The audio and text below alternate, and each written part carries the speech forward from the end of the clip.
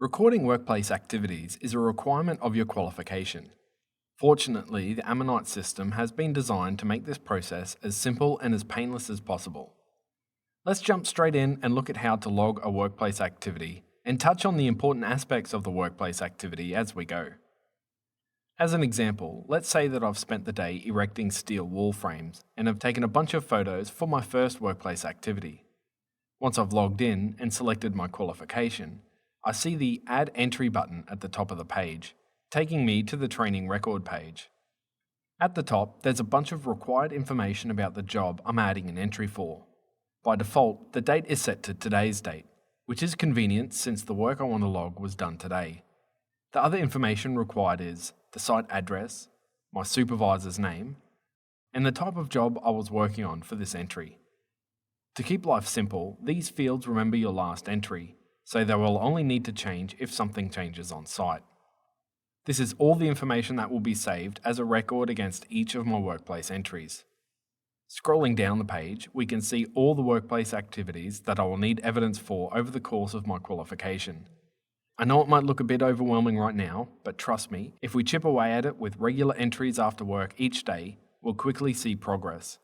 Before you know it, we'll have a full, detailed record of all the work activities. It's a fantastic way to showcase your skills, and getting it filled out right is going to save us a bunch of time and effort later on. The bars in blue are the units that are currently active in my course. The bars in grey are the units I've yet to gain access to in my qualification. It's important to point out that just because I don't have access to the theory does not mean that I won't be doing this work on site. As mentioned, I've spent the day erecting steel frames, and if I scroll down, wall framing is one of the units still in grey. Clicking on the wall framing bar, I can see that, to be deemed competent, I must demonstrate the skills and knowledge required to plan, prepare, set out, construct, and erect load-bearing and non-load-bearing frames for different types of loadings, followed by a bunch of checkboxes. These boxes are essentially a way for me to say that the photos I'm uploading are evidence that I have completed these items. If you're still unsure, you can click on the information button next to the requirement for a detailed description of that task. So let's add an entry.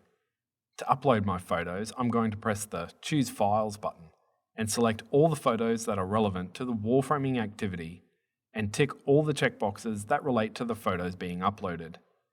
In my case, I will click all of them except Cleanup, as each of these photos reflects the activities but I haven't yet cleaned up. As a minimum, this is all that is required for a work activity entry. However, in the process of erecting these wall frames, I completed a bunch of other tasks. Looking over our list, we can systematically go through each and see if other tasks were undertaken. I'll go through and select a few more that relate to my wall framework.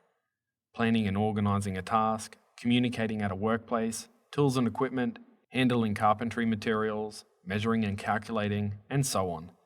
It is not compulsory to be this thorough with every work entry. However, as I said before, the more thorough you are for each entry, the more comprehensive your training record will be.